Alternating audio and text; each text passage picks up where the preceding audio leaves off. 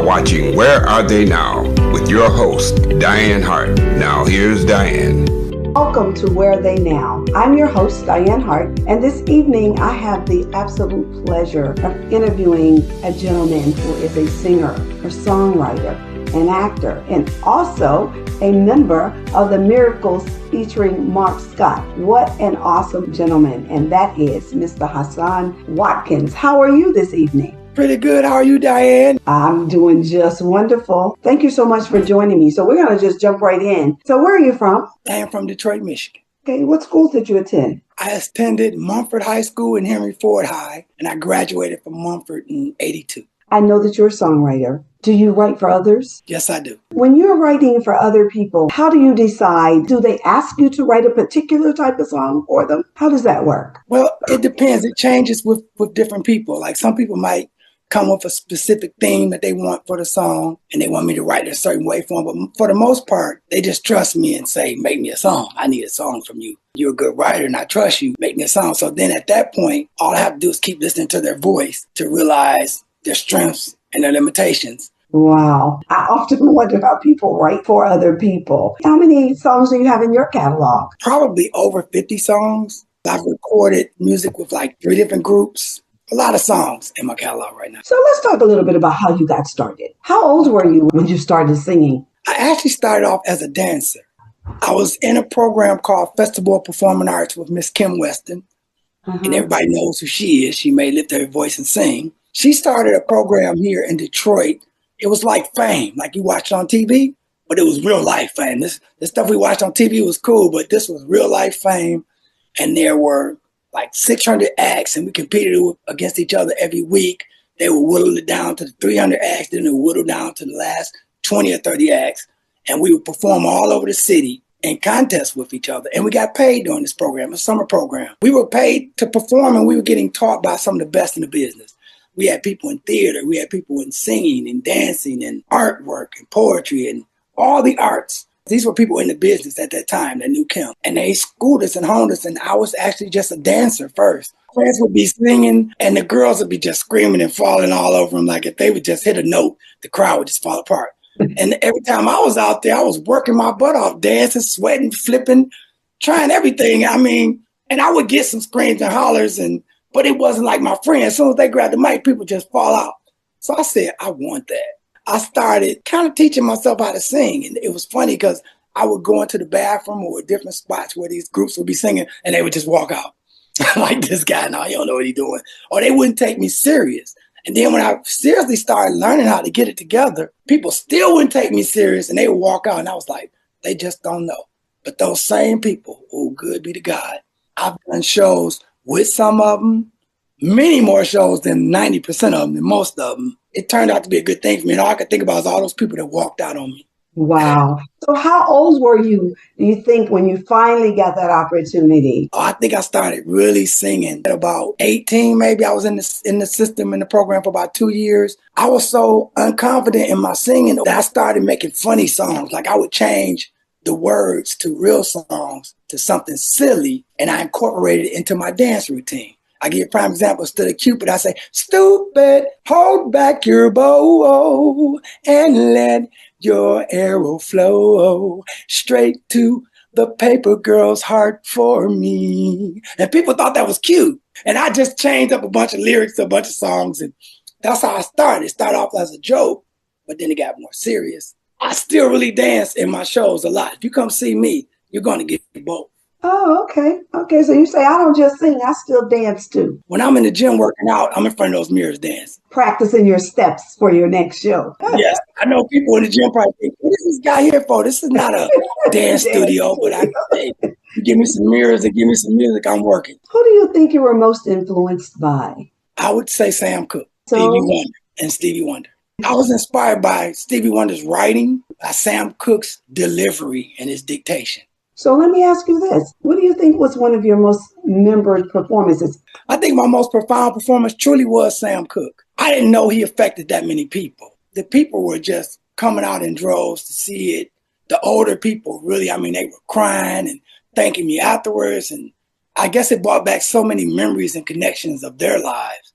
it's funny too, because I was working for the state at the time. I did the play for Sam Cooke, and it started getting traction. Like Aretha Franklin was sick in the hospital, dying at the time. And they asked her, what do you want to do when you get out? And she said, all I want to do is see the Sam Cooke play. And that just blew us up. Before we know it, it was in every paper all across the country. And it just blew us up. And we got 11 shows signed up with us from different cities. And I'm thinking, okay, I'm about to quit. I'm done working for the state.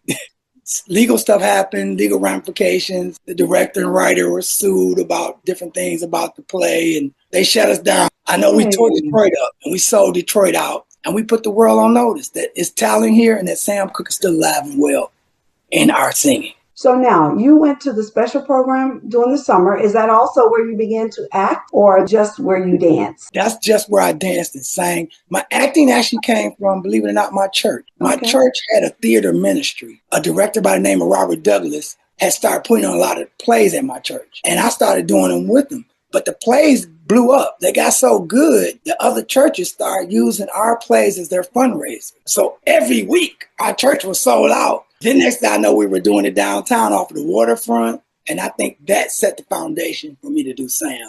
Because I did about 8 or 9 plays with this guy, and they were all wonderful and all were big and just... Okay, so that's where the acting came in. I did a movie recently. I had a small part in the movie called The Cut. Got a couple of little extra bit parts in movies.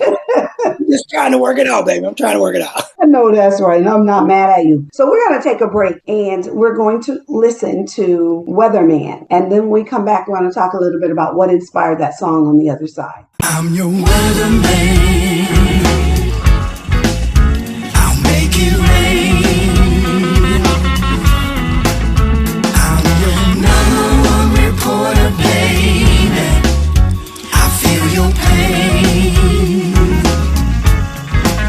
I got my wallet in my pocket, got my Tito's in my cup. I'll make it rain. I'm your weatherman,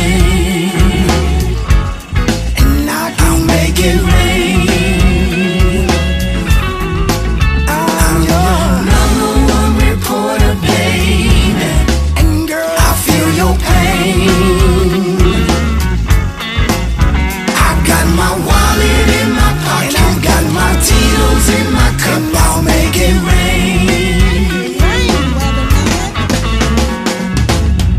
Remember when your rent was due? Who came through for you? Remember when your car was broke? Girl, I wasn't no joke. Tax time, I told you off. I got you up in the loft, and all I wanted to do was lay there in your sauce. Girl, just tune on in. The weatherman is your friend. Don't you sweat the rain. I know what's on your brain. I'm the weatherman. I'll make it rain. I'm the number 1 reporter, baby, and I feel your pain. I got my wallet in my pocket, got my Tito's in my cup. I'll make it rain. I'm your weatherman, and I'll make it rain. I'm your number 1 reporter, baby, and I feel your pain.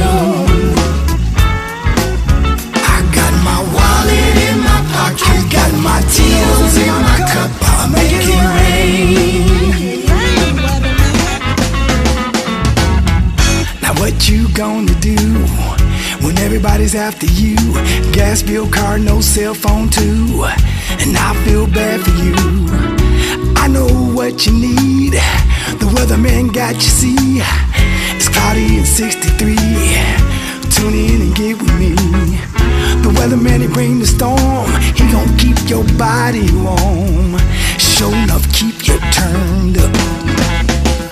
I'm your weatherman. Now I'll make it rain.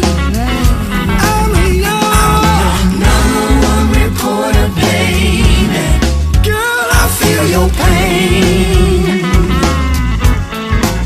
I got Tito's in my cup, I'll make it rain. I'm your weatherman. I can make it rain. I'm your number one reporter, baby, and I feel your pain. I got my wallet in my pocket, and my Tito's in my cup, I'll make it rain.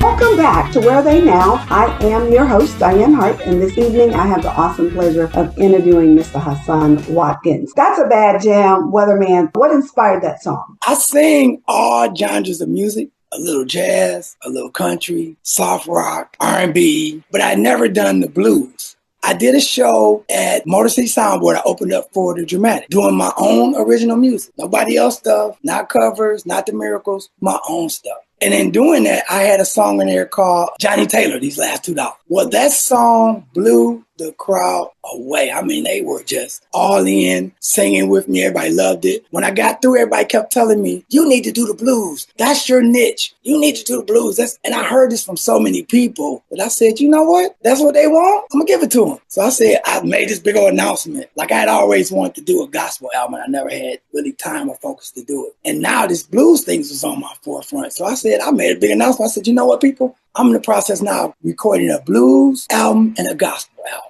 So I did my first blues song, which is Weatherman. Now, mind you, I knew nothing about the blues at the time. I just happened to do that one song that blew up. Weatherman was kind of an experiment for me to do the blues. And it turned out pretty good. But I'll tell you, since then, I've gotten a whole lot better. And I can't wait for people to hear. First two songs, Weatherman's a little untraditional. My second one is straight old school traditional blues. Now I'm moving toward blues that are like more current, like King George type style. Love and soul. Yes, that's what I'm leaning into now. And I'm leaning into that heavy, and I'm so excited. You don't know, I get ready to tell you about it because people don't know that I'm leaning that way. Put together a band for the blues period, and I'm gonna hit the world with this. They're gonna see a whole nother side of blues from Detroit.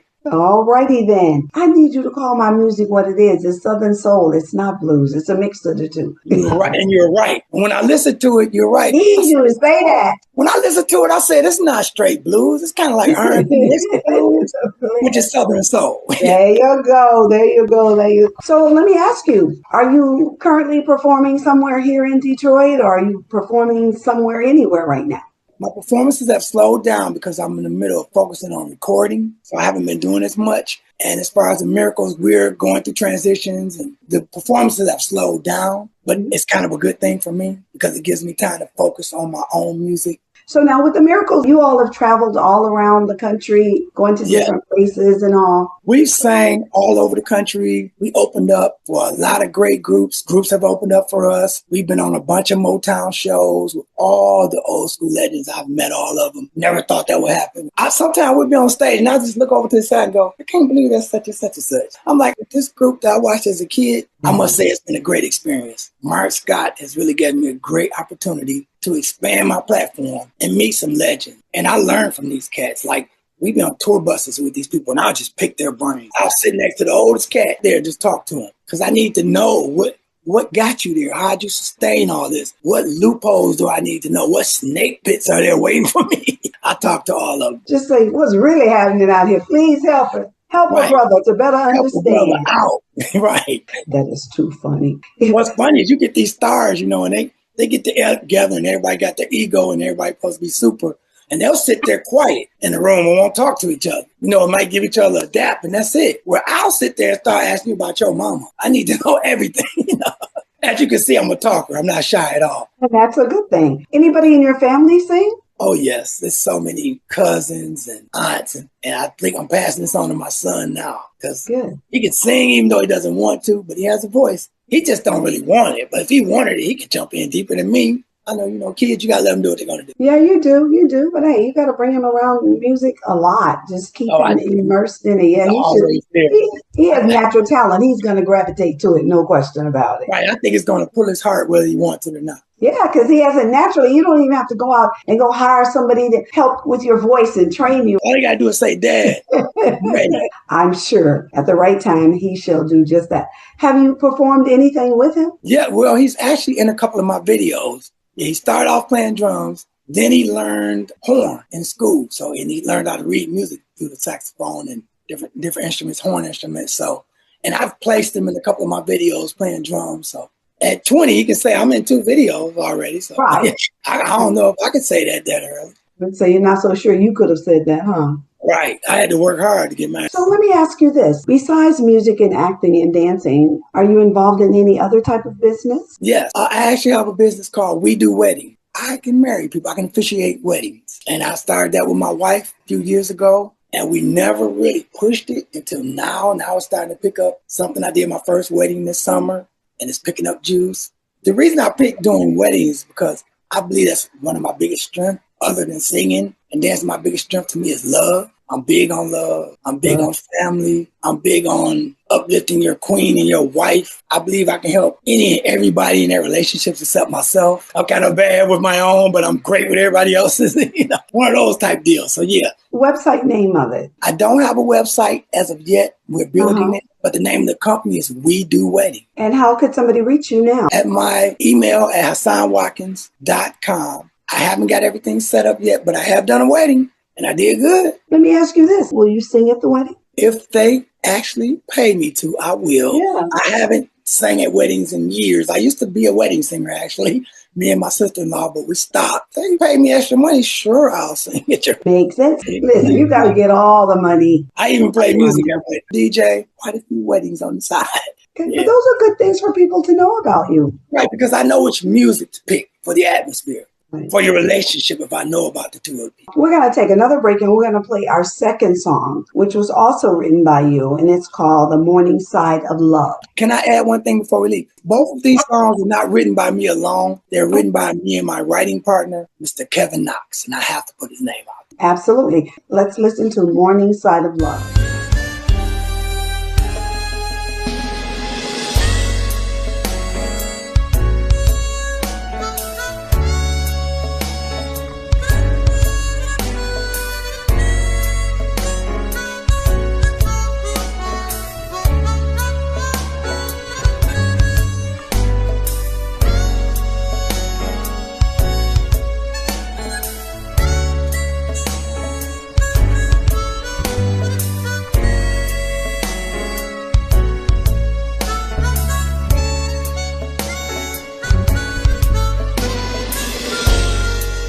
There you are, looking perfect. You've got all of my attention. You look so good to me. Eyes of intention, not to mention, you fulfill my fantasies. Like I said, you're looking good to me. Can I take you home and show you just the way you make me feel? 'Cause it feels so real. Don't you be afraid to drop your guards, 'cause baby, I'm for real. I'm so damn for real. I know you'll be there.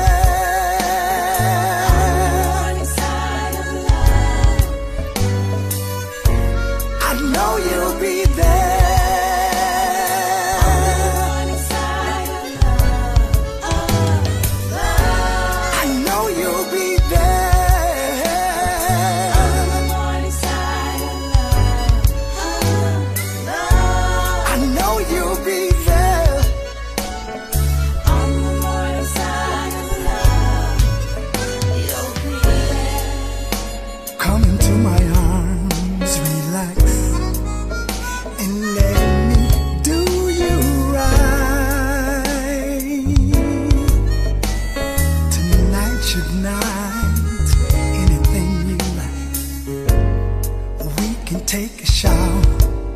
Strawberries and champagne on the side.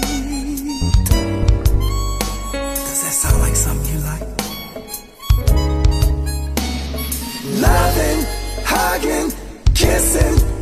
I'm putting a full press on you, baby. I'm giving you all that you've been missing. I'm gonna take you to the house tonight. I said my intentions, not to mention, was to fulfill my fantasies. Lying here, you're looking good to me.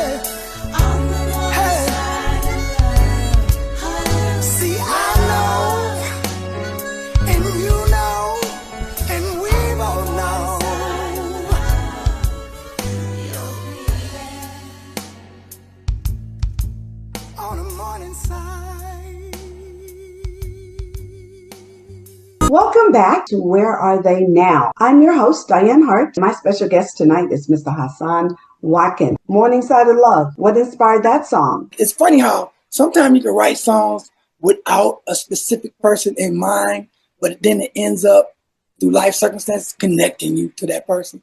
Yeah. And that's what happened with this song.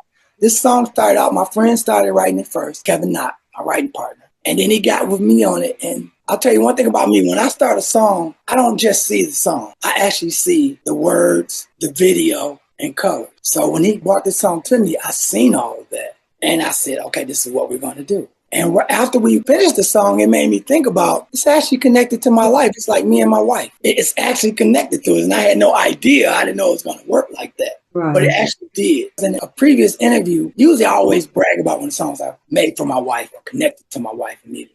On this one, the first thing came out of my mouth, I said, this song was written before with my friend, didn't have anything to do with my wife. But I've learned after I've kept listening to this song and seeing the video, it is connected to her in love. It's the love we have for each other that every day on the morning side, when I turn over in the morning, if I can see her, I know my day is good. My life is good. My life's going to be all right. I'm good. Just keep this woman in your life. That helps inspire, for me, Morningside of Love. No, you're right. What a bad jam. It's definitely a bad jam. So you and your writing partner write a lot of songs together? Yes, we've written a lot of them together. He'll be my writing partner probably to the day I die. Probably write specifically for me better than most people. But we go hand in hand. Yeah, and I got to get that out there again. His name is Kevin Knott. All right, Kevin. All right, so let me ask you this. What advice would you give an up-and-coming individual in the music industry? For one, stay who you are. Don't let this business dictate who you are, how you do it, and in my mind, even what genre you do. Because they don't know. But a lot of times, you don't know. And you won't know until you touch on all these different areas to tell you what's best for you. Learn as much as you put into your craft of singing, playing an instrument, whatever you do. Put that same energy into the business of this music. You will learn that your talent will only take you so far. Your business can stymie you. Now, singing-wise, I'm the most confident guy I know. You can't tell me I can't sing anything, any type of music, anywhere. I'm confident. But business-wise, I don't have all the answers. I don't know all the loopholes. There are tiny things in the contract that would trip me up. And I've been beaten by these things before. So I would tell anybody, if you can do it, get a lawyer before you sign anything. I don't care how small the contract may be or how much you trust the person. Get somebody with legal eyes to look at that document for you, because it could be one word in there that could change your whole everything. And I learned that the hard way, and I always stress that to people. Learn the business of music too. And while I'm saying that, there's a book out called This Business of Music. It's been out forever. It's the Bible of music. Any questions you might have about the industry or any situation you're going through is probably somewhere in that book. And you can look in that book and get the information, and then you may need to still go to a legal counsel to break down what you're dealing with. But if you're in this business and you don't know nothing about this business and you don't have that book, you're going to bump your head. You're going to get lost. You're going to sign the wrong contract. Those things I would say to everybody. Please do that. And trust in yourself. Don't give up. It's funny how we want things in our time, but things happen in its own time. This business will beat you up, chew you out, spit you out, and now you're doing something else. So much stuff that a new artist has to know and learn. I went to a few schools, a few high schools on career day, and I speak on these type of things. I speak on mental health because I worked in the mental health industry for 33 years. So I speak on that, and I speak on business and music and music. And I've been to some of these schools, and you'd be surprised. The kids would follow me class to class to absorb this information. So I share it freely all the time, every chance I get. That's why I'm loving talking to you about it right now.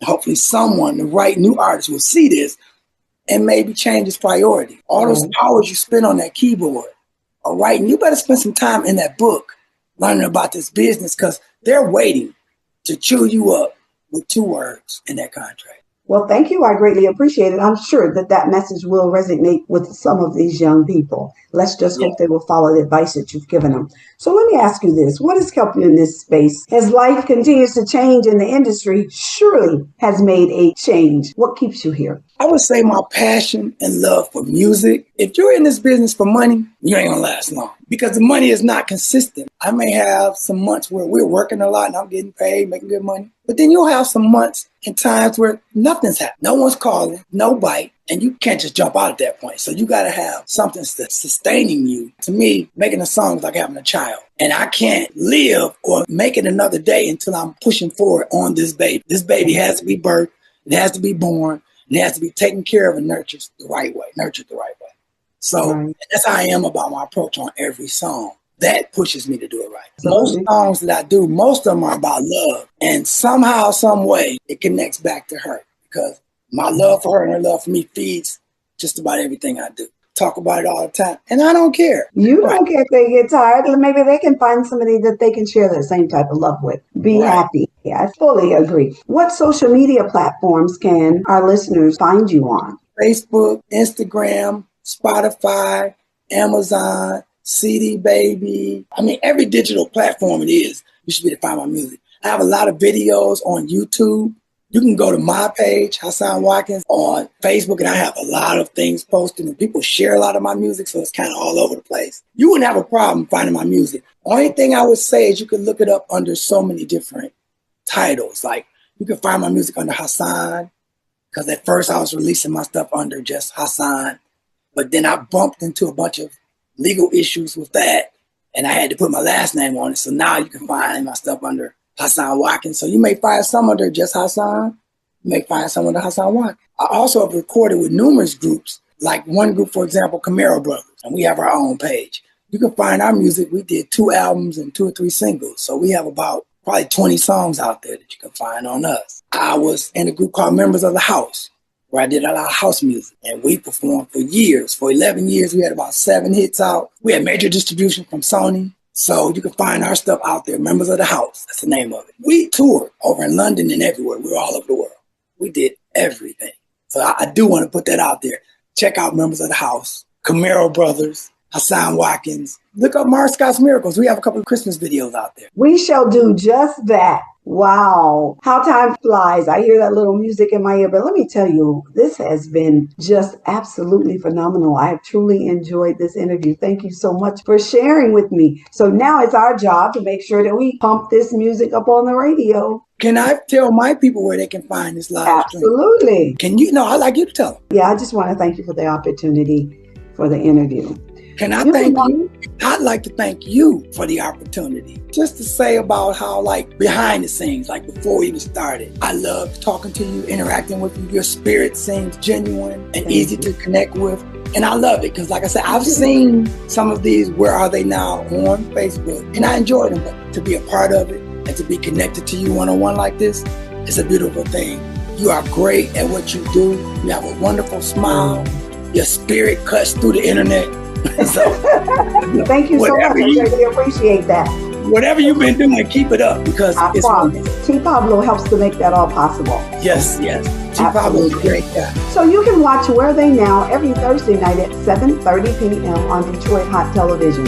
Be sure to also listen to Detroit Hot Radio. You can also find me on The Opening Statement every Wednesday night at 7 o'clock on Tampa Bay TV, on Roku, on Lit TV Network. That's every Wednesday night. Don't forget to go to my YouTube page. It's at Dianne Hart 2126. Like and subscribe. Hit the bell, and every time we put up a new video, you'll be notified. Thank you, Dianne. You're welcome. Bye-bye.